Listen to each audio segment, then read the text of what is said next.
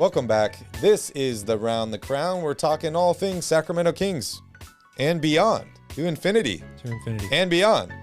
Join the Royal family by smashing up that subscribe button down below. And while you're down there, you might as well hit that like button, especially if you are a Kings fan.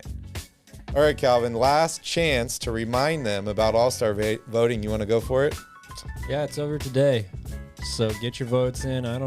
Do the polls close at a certain time on probably midnight Eastern time or something? I don't know what it is. Anyway, if you want to vote for a Kings All-Star, maybe Tyrese or somebody, or another All-Star, you have a few hours left. Yep. Monty says, hey, Monty. Makami, says, hey, yeah. Monty. Hey, Monty.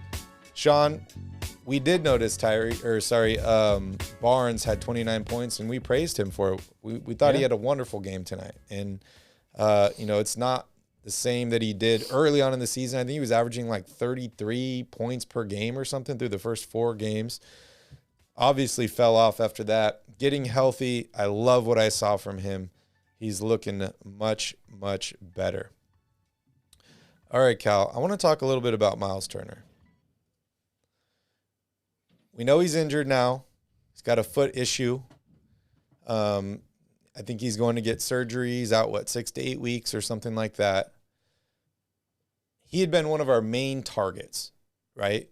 We both feel like he could help this team so much. Now that he's out for a while, if you do trade for him, this might end up being hit the reset button this season, get a good draft pick, come out strong next year. Which I'm not saying I'm against, but I'm not a big tank person. But one thing I was just thinking about today when I was watching the game is I was like,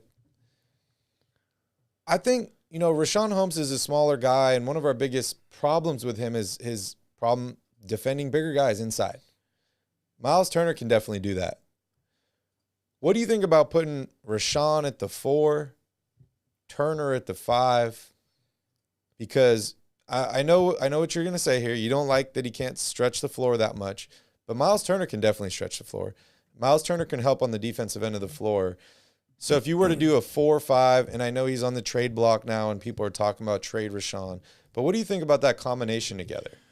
Well, I like that combination together, but again, it all comes down to the style of play. I view it the same way I view the Tyrese and Fox point guard, shooting guard situation. It's not that one is the 1 and 1 is the 2, or Rashawn's the 4 and Myles Turner is the 5. It's how you use them in the offense. Yep. Like you said, Rashawn's not going to stretch the floor, but Myles Turner will. They'll use him in the pick and roll. He'll be able to pick and pop, go into the corner for open threes, stuff like that.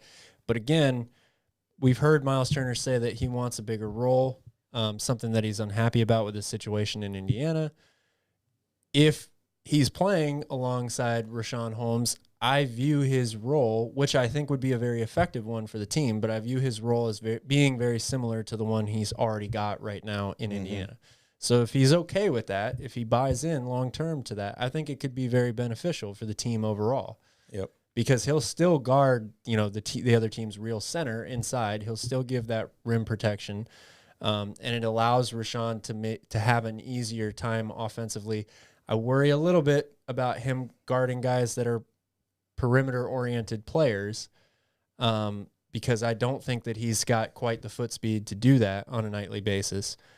But it's still possible. It all just depends on the system and getting these guys to buy into that system. Sean wants to know, who would you trade for Myles Turner? I'd trade most of players on the team. I'd trade anybody not named De'Aaron Fox or Tyrese Haliburton for him. Yeah. I think that's how you have to look at it at this point. As we mentioned, both Tyrese and Fox have been told by General Manager Monty McNair that they're not going to be moved, but DeMarcus Cousins was told he's not going to be moved. We've seen this happen multiple times all over the league, and guys end up getting traded. So who knows if it's a smoke screen? Who knows if it's the truth? And maybe these guys are the building blocks. In my opinion, they should be.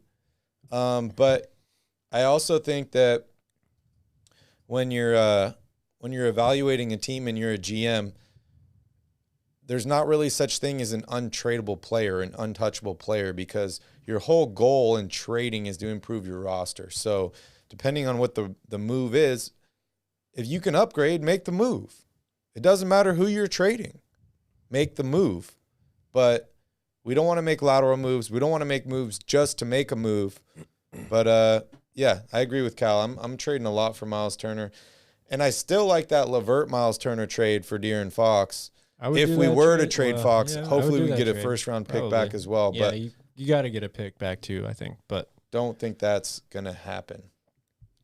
And Charlie, you're right. Myles Turner doesn't help De'Aaron Fox standing in the corner necessarily, but Myles Turner sets tremendously great screens. So he could very, very effectively help De'Aaron Fox in a pick-and-roll situation.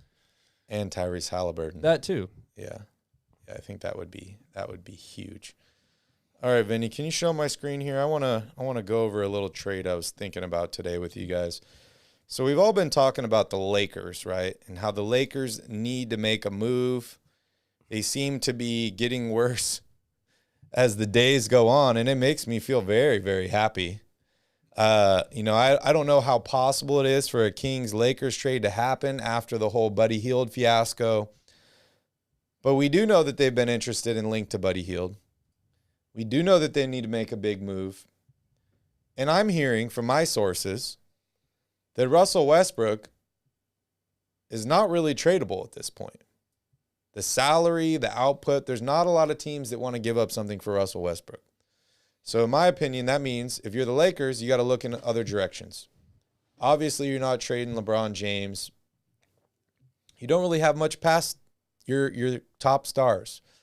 So I want to look at an Anthony Davis to Sacramento trade, and I want to hear your thoughts, Calvin.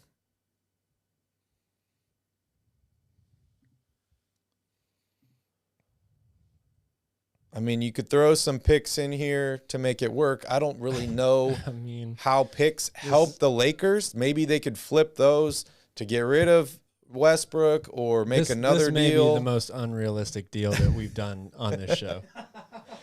But, I mean, tell me this doesn't help the team. Of course it helps the team. No, the Lakers. The Lakers? Yeah. I mean, Anthony Davis is a phenomenal player, and I'm a big fan of his. The Lakers. But he hasn't been healthy. You're going to put De'Aaron Fox and Russell Westbrook together? And that is the answer to another championship while taking away your best interior defender and a guy who you run up and down the court. When healthy, one of the top 10 players in the NBA. You run up and down the court. You throw lobs to Westbrook, Fox, and LeBron James. No, that's not the answer for them. No? Nope. All right, Calvin doesn't like it. What do you guys feel? I love it for Sacramento. Give me Anthony Davis all day. But I don't think it's a realistic deal. I'm just saying, I think this could be a deal that helps both teams. I don't see how it helps the Lakers. The Lakers' biggest problem is that they can't get all these guys on the court together. So now you're going to trade one of them away and completely take away the possibility of them playing for two guys that have been healthy all year. But those two guys don't make the Lakers a better team when you take Anthony Davis away. I don't think they do. Anthony Mr. Glass Davis. And maybe you give the Lakers a first round pick for this deal, maybe two, and that helps them get off of Westbrook's salary and bring in some other pieces. But I'm just saying the Lakers need to do something. They can't trade Westbrook. If they can't trade LeBron, or they don't want to trade LeBron, they don't have many other options. No, they don't. But they set themselves up for that this season. Sean says, tough question. If you were GM, what is your splash move before the trade deadline? Well, we know what Barry's is. It's get Anthony Davis for De'Aaron Fox. That's funny. No, I don't know. I mean, I still think that everybody is talking about Ben Simmons and that is the answer for the Kings, or that's the move that they should pursue. I've really shifted my focus towards Jerami Grant lately. I think that he would fit with this team really, really well. Everything that I read and hear seems to tell me that for a guy who's supposed to be, the Pistons' #1 player, makes a lot of money, he's fairly obtainable. Like it doesn't, all these mock trades I've seen for him it doesn't sound like there needs to be a lot of huge big name players involved or something, the Pistons are just looking to maybe get his money off their books and move on. And I like Jerami Grant a lot. So I don't know if that's like a big enough splash move for you, but I think that's kind of what I would do right now, or where I would try to put the most of my eggs into one basket. I like Jerami Grant. I think that he's kind of the new Christian Wood, right? Like Christian Wood left Detroit, signed a big deal with Houston, and then blew up, and everybody wanted him. Unfortunately for Houston, they didn't trade him. I mean, they still have opportunity, but Jerami Grant's kind of the same thing, right? Where he's kind of the man out. He's the best player on this Pistons team, but he doesn't align with. He's been kind of hit or miss in Detroit, but I feel like that's just because he's in Detroit. Like, remember when the Nets traded for Blake Griffin? Everybody was like, "Oh, Blake Griffin's done. He can't even dunk anymore." And then his first game with the Nets, he's dunking over everybody, and he just probably felt so good to get out of that situation. So you think Sacramento is better? No. Sacramento is not the same as going to Brooklyn, but it just might a change of scenery, a better overall team around him than he has in Detroit might help him kind of return to that form we saw in Oklahoma City before he signed that big contract in Detroit. Who did the Kings play last? Detroit. And who won that game? Jerami Grant didn't play in that game. And that's a whole nother story. We don't need to relive that catastrophe. All right, Vinny, can you show my screen here? We're moving on. We're talking about Ben Simmons again. We all know about the connection between Daryl Morey, Monty McNair. They're friends, they're enemies, they're playing chess, they're dancing. I don't know what they're doing. I don't even know if they know what they're doing. They're probably texting each other late at night with jokes, trying to get the upper hand. But, there's been some quotes that have come out, and we covered this in the last special as well. But here's a quote from Daryl Morey. I can tell you that for sure. There are deals with the Sacramento Kings that I think would work. Will those deals ever happen? I have no idea. And then the even more important part of the quote for me, are there just trade deals with the Kings? Probably not. Is it multiple teams? Probably. What does that mean? You feel like if he's been in contact with other teams, he wouldn't say probably not. He would say, yes, there are other deals that can happen with other teams. Yes, there are other teams interested. But it just seems like kind of a weird way around it. Are there just trade deals with the Kings? Probably not. I mean, maybe I'm reading too far in between the lines, but it doesn't sound like a confident guy. Well, I think he just doesn't want to give anything away. Like, there's all of these guys, all GMs, you can't really take, I think, anything they say too literally. Like there's some truth to some things. They've obviously been in conversations about a deal for Ben Simmons. I'm sure Daryl Morey in the past was like, give me Fox or Halliburton. Obviously, Monty said no. Case closed. Here we are a couple months later. He still hasn't been traded. So, yeah, of course you're going to reopen the door and have a different conversation in terms of players and things like that. But until a deal gets done, it's like all these guys are going to be cryptic in what they say. They're not going to want to give away too much. And so I'm not surprised to hear him say something like that at all. Yeah, it's pretty interesting. We've heard, now that Harrison Barnes and Rashawn Holmes are on the trade block as well. I saw a quote here saying the Kings are not having a going out of business sale, but it's more of a ski swap. Core players like Buddy Hield, Harrison Barnes, and Rashawn Holmes are available according to a source with knowledge of the situation. The hope is that there are a different combination of players that will somehow fit better with Fox and Halliburton. Yeah, I think that's what we've been obvious, preaching all season long. I want to know what you think is realistic that you could get for guys like Buddy Hield, Harrison Barnes, Rashawn Holmes.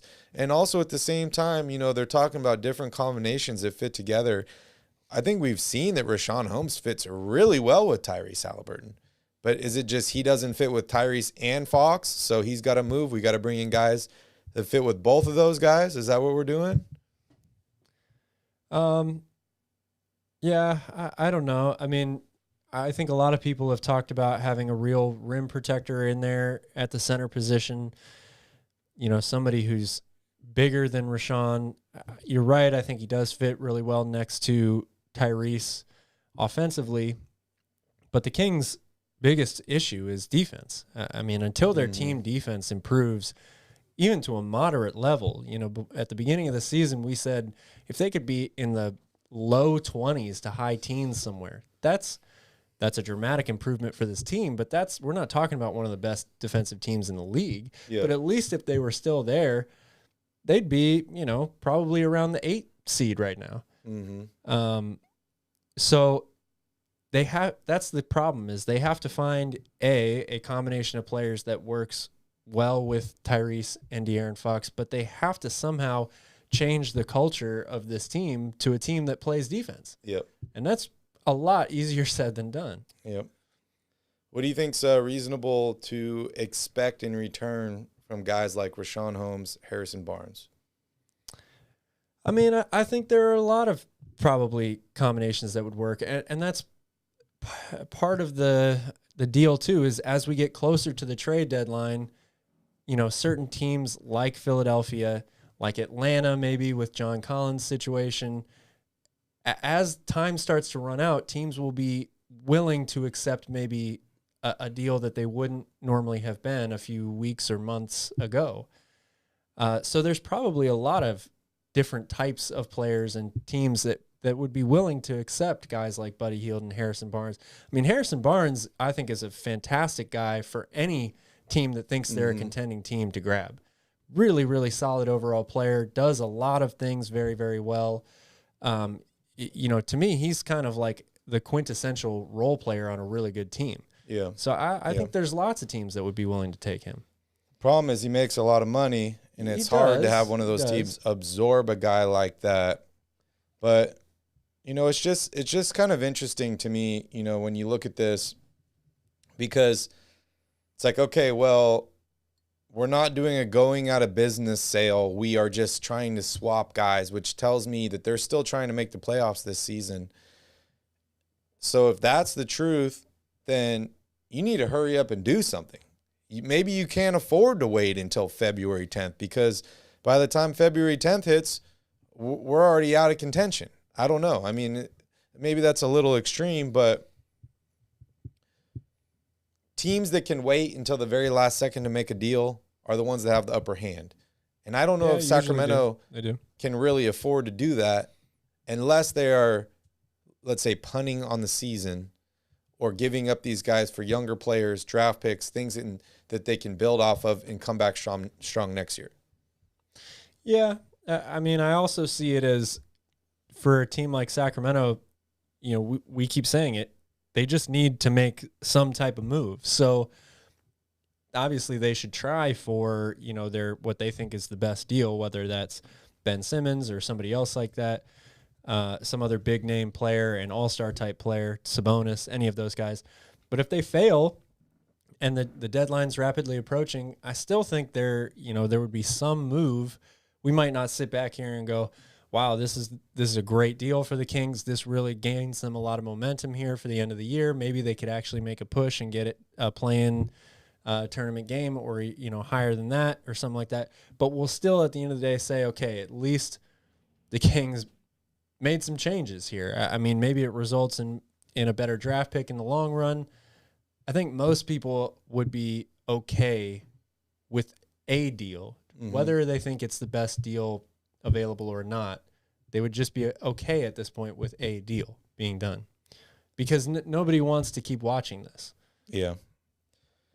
Someone, I think it was Sean, said here in the comments that he's a little disappointed in Tyrese Haliburton. He wanted to see more from him. Hometown, parents in the crowd. I mean, 24-12 is a great game, man. It really is. What do you want him to have, 50? Like, that's not his game. I think he's possible. He could have a 40-point game. That is definitely possible. But that's not his game. His game is distribute the ball, help his teammates, score, But I thought he had a great game tonight. Yeah, I thought he played very, very well. I'd like to see a little bit more defense. Brendan, what's up, buddy? Good to see you in the crowd here. All right, Calvin, I want to move on here. Vinny, can you show my screen again one more time? So I want to play a little game. Let's pretend like the Kings either weren't able to make a move at the deadline, or maybe they decided, okay, we're just going to punt on the season, ship everybody out, reset at the end of the year. So I'm looking here at free agents at the end of this season. A few of these guys, you can see the ones in green, like John Wall, James Harden, Russell Westbrook, Bradley Beal, Kyrie Irving. These guys have player options. So it's an option for them to opt out and be free agents. I think it's safe to say that the Kings are probably out of those sweepstakes. So you come down the list here. I see guys like Gary Harris, Zach LaVine, Dragic, Rubio, Iguodala, Young, Beverly. Do you see anybody on this list that, you're like, the Kings should definitely go after? Is there anybody on here where you're like, okay, if I'm the Kings, if I got some space, this is the first guy I'm going after? I mean, yeah, there are players that I like. I mean, I think PJ Tucker would be somebody worth, not spending a ton of money on, but solid guy who can really, is a consistent outside shooter, plays really good defense, hustles, veteran leadership, championship experience. I think that could be very valuable to this team. I don't like Goran Dragic. That's I don't think that's moving in the right direction. You're probably going to overpay for another point guard. I like Zach LaVine.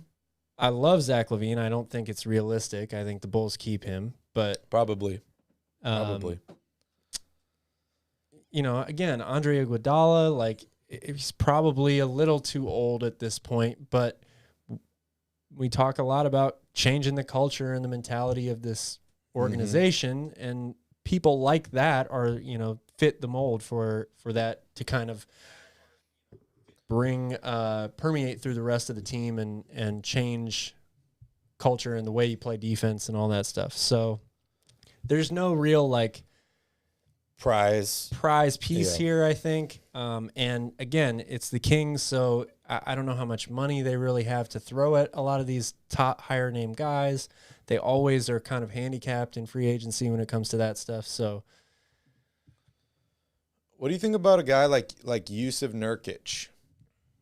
Great player. He's very versatile. Yeah. Portland is not having a good season. Yeah. They could end up blowing it up at the end of the year. He's a free agent. Do you think he'd fit alongside Richaun Holmes? What do you feel about Nurkic?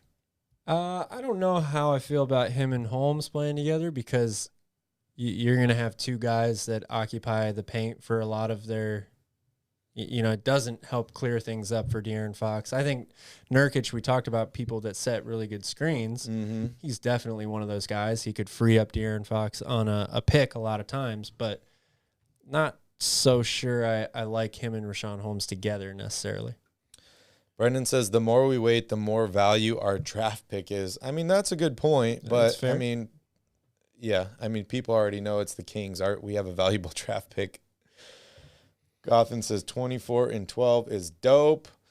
B-Doc, I don't think Calvin was advocating to just make a deal. I think what he was saying was that a lot of Kings fans are just feeling like at this point they want to just see some kind of change. We haven't advocated for any trade other than things that just help the team improve. We've said that a lot of these guys that maybe are untradeable, we don't think should be untradeable as long as you're improving the team.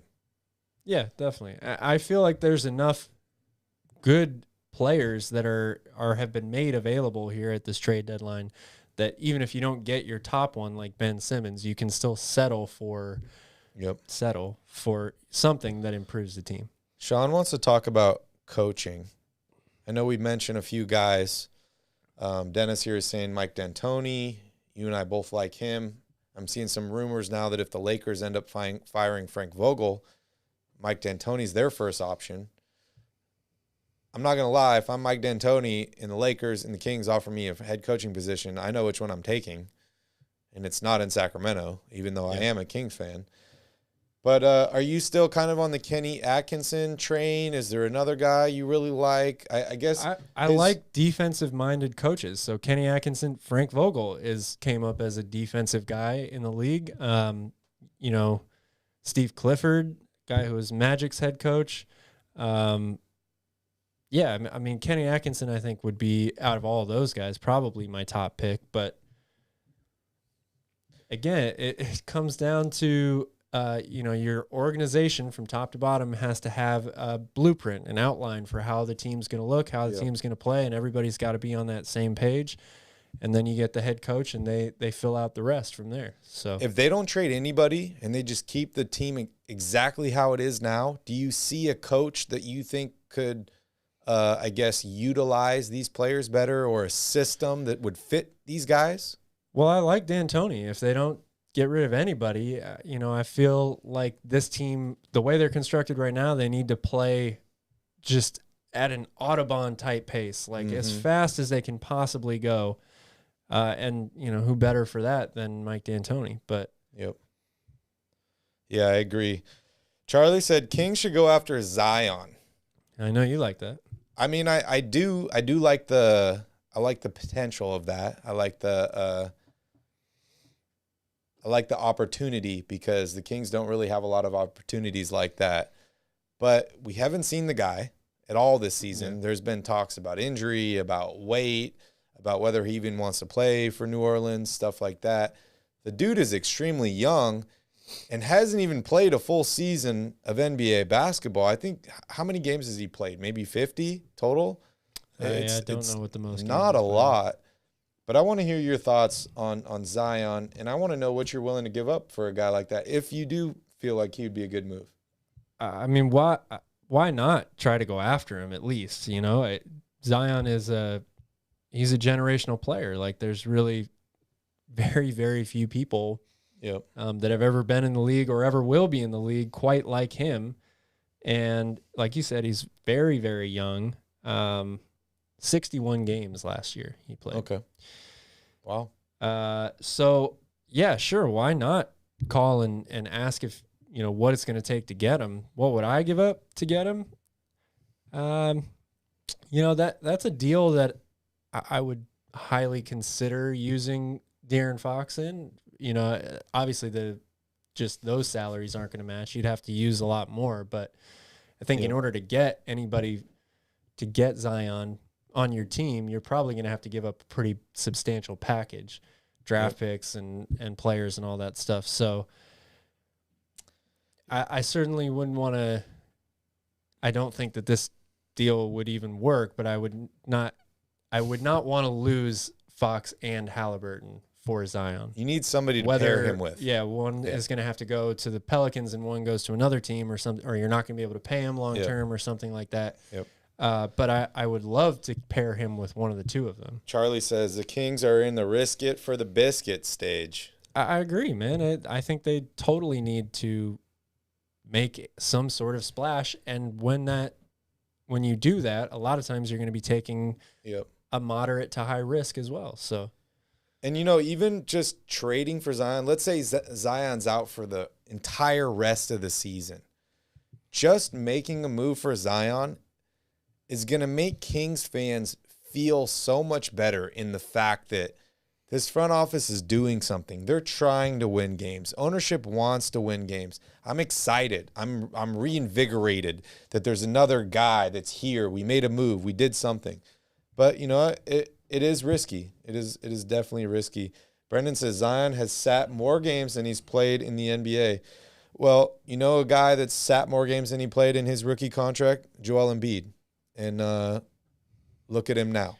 Yeah, there's certainly some red flags or some warning signs when it comes to Zion. A guy who has a hard time staying in shape, a big man who puts a lot of weight on a bad foot is definitely a warning sign as well. But that's the thing, though, man. When he's healthy, he's like this generation's version of Dominique Williams. So yeah, and that's the thing, though, is if he was perfect, if he was healthy, if all these things were perfect, he wouldn't be available.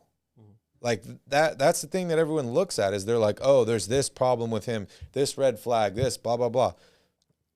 The Kings can't get these guys if they're good players, if they're perfect players, if they do things right. Like, the Kings have to take a risk because that's just the unfortunate fact of being in a small market. And not only are they in a small market, that they've been compounding losses and problems over and over, and it just builds and it snowballs. The snowball is like just taking out Kings fans right now. It's just going across everybody, and you have to risk it for the biscuit. It's a very similar thing with Ben Simmons, right? Like, Ben Simmons could be a player that really helps and improves the Kings a lot, but there are some red flags and some warning signs with him as well. But again, risk it for the biscuit sort of thing. That's where the Kings are at right now. It's either that or tank for the number 1 pick. Those are the options. Dennis says he's got to get out of Louisiana because of that good food.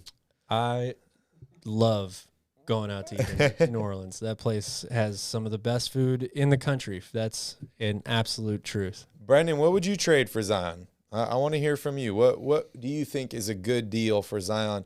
And, put on your New Orleans cap at the same time, and I want you to think both sides. Like, is this deal doable for them? Is it reasonable for them?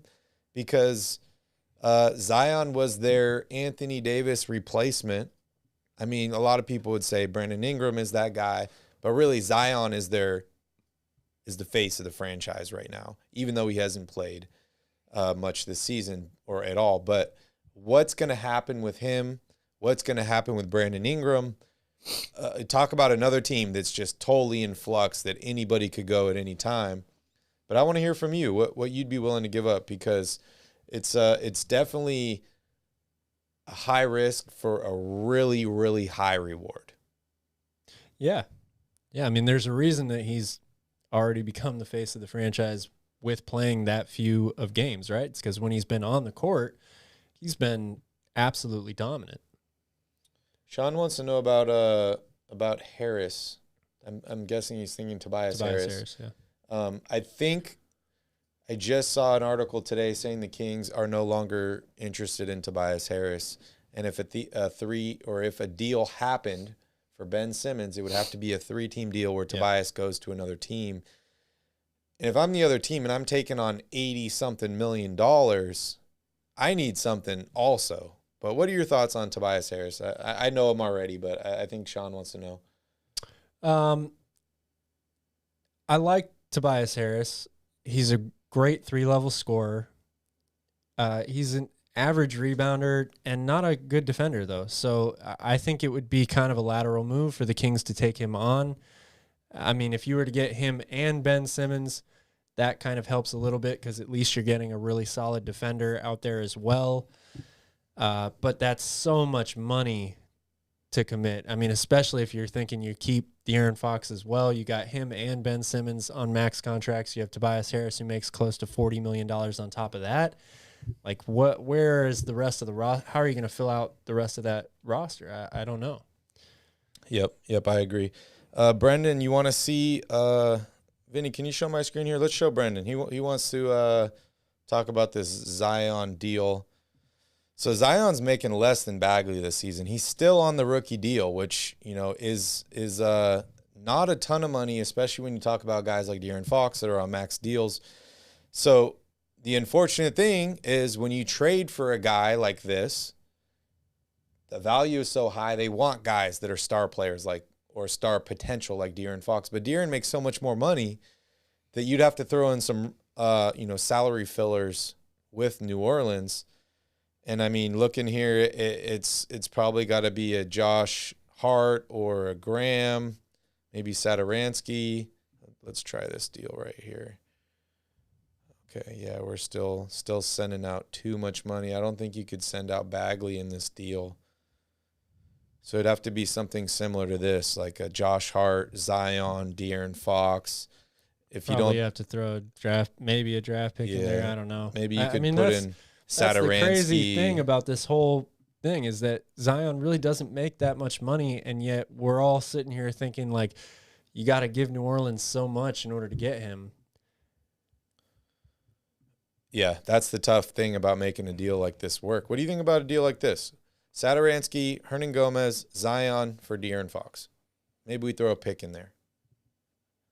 Does this help both teams? Hard to say no to this deal. I don't know, man. I mean, New Orleans does need a point guard. It's hard to imagine that Zion is available. And don't pay attention to that bottom number because the wins and losses, Hollinger's analysis is not good. Yeah. But sorry, what were you saying? No, I'm just saying it's still hard for me to imagine that Zion Williamson is actually available. Like maybe he could be, but if I'm New Orleans, I still think the guy is 20 years old, and we've all just chronicled that he hasn't played that many games. I think they probably want to hold on to him for a little bit longer to see what he looks like in a couple years. So here's my question. Well, if there's all these rumors about Brandon Ingram wanting to leave the team, I don't know how true they are. You know, we hear these rumors. You got to think that there's always like a hint of truth to something, or something is skewed why the rumor started. Otherwise, it's just, you know, hate or just total BS. But does bringing in a guy like De'Aaron Fox, if Zion's not healthy, help you retain a guy like Brandon Ingram? Does it make him more willing to stay? And who fits better next to Brandon Ingram, Zion or De'Aaron Fox? It's a good question. I don't know. I mean, you know, De'Aaron Fox is a score-first guard. It's what we've just been talking about with why the Kings' offense, like Brendan says here in his comment, looks smoother when he's not out there because the ball is moving more than when De'Aaron Fox plays. I would love to see some alley-oops to Zion from Halliburton. Yeah, that would be pretty sweet. But you know, at the same time, I think Fox can play very well alongside another star player or another big time scorer. I think New Orleans needs a lot of help as well. So it's like if they give up Zion and get De'Aaron Fox, I don't think that necessarily makes them better, but it's not because Fox and Ingram wouldn't necessarily work together. It's because just like the Kings, they need more around them than that. You got to give up picks, yeah. Sean says, pick one, Fox or Hallie, and why? I think I need some more context, Sean, on this. Are you saying if I had to trade one, who am I going to keep? Because if that's what you're asking, I'm going to pick Halliburton, and there's a few reasons why. First off is he's cheaper, so it's easier for me to work out the salaries in the future, building around him, adding pieces. Number two is if I had to trade Fox, I think I'd get more for him than I would for Halliburton, and the fact is because he makes more money and it opens up more trade possibilities. I don't need to throw in fillers, stuff like that. And two is honestly, I feel like Halliburton has a higher ceiling than Fox. I'm not saying that he's going to reach that. Fox is still a much better player than Tyrese Haliburton, but I just say overall, future-wise, I think Halliburton does have a higher ceiling. Calvin? I agree that it really depends on who you put around them. You know, like that's basketball is a weird sport, especially nowadays, because unlike all the other big team sports, one player in basketball can have a much higher effect on your team and your game than any other sport. Yeah, only 5 on the court. Yeah. One guy is not enough. You need more than that. And to piggyback off of what Barry said, I think Tyrese, because of his skill set, you can put more players around him that will ultimately make a good team. Jug's got a good comment here. I do think that I'll still say De'Aaron Fox has a higher ceiling than Halliburton right now. And the only reason I say that is because if Fox would actually commit to playing what I think he can play on defense, he would be one of the best two-way players in the game. He'd be a guy that could go out and score 28 a night. He would be a lockdown defender. if he could shoot 32% from three, he'd be almost unguardable. Yep. And Halliburton has a really high ceiling as well, but De'Aaron Fox is just one of those players that is, there are basically nobody like him in the league in terms of his intangible things that you don't teach, or, he was just given at birth. Yeah. So. Yeah. I mean, to elaborate on Calvin's point, fastest guy in the league, quickest guy in the league. So, guys are drafted on potential. They don't always reach the potential, but if you were to just look at like the physical attributes of De'Aaron Fox, he has everything that he needs. Dennis says, I'm keeping Howley. Yeah, I mean, I agree, but Jug has a good point here. It really depends on what you're getting in return as well. Charlie, I'm not a big Porzingis. I mean, I like Porzingis. I just don't feel like he fits on this team, and I'm not trading De'Aaron Fox for Porzingis, and I don't see a need to bring in Brunson, even though I do like him. I'm trading Fox to, like, upgrade at other positions, not to bring in another point guard. Yeah, I agree. The only way I would want Brunson is if you were getting rid of Davion as well, because Jalen Brunson is probably the best backup point guard in the league right now, I would say. Yep. Sean, will Fox be a better player if we surround him with a better team? I mean, I don't really know how to answer this question. Maybe you'd think that he's a better player because the Kings would be winning more games if he had a better team around him, but I don't know if that would make him himself a better player. He might be more efficient if there's more guys, I guess, weapons on the court, so people have to respect them a little bit more, and maybe he'd have a more wide open lane to the basket. But I think adding him with better players makes the team better, not the player better. Yeah, I agree with that. Yeah, I mean, for me, in terms of how can De'Aaron Fox become a better player from an individual perspective, obviously he's got to develop more of an outside shot.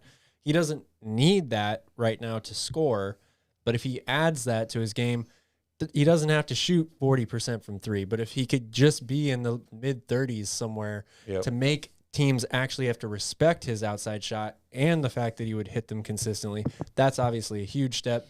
He needs to commit to being one of, if not the best on-ball defenders in the league, because he has the skills to do that. And then I said it earlier this year, I think he could be a really good post-up guard as well. So I would like him to kind of develop a post game in addition to what he's got getting to the basket and shooting from the outside. If he has all three of those, there's nobody. He is unstoppable on offense. Yep. Well, thank you guys for all your questions in the chat. We really enjoy interacting with you guys and, talking basketball, talking Kings basketball, talking about all these players. The Kings need to make a move. I think that's very, very obvious. But we're going to move on here. We're going to take another quick break, and when we come back, we're going to take a look at the Kings' next game and next week of basketball with Kings Crusade.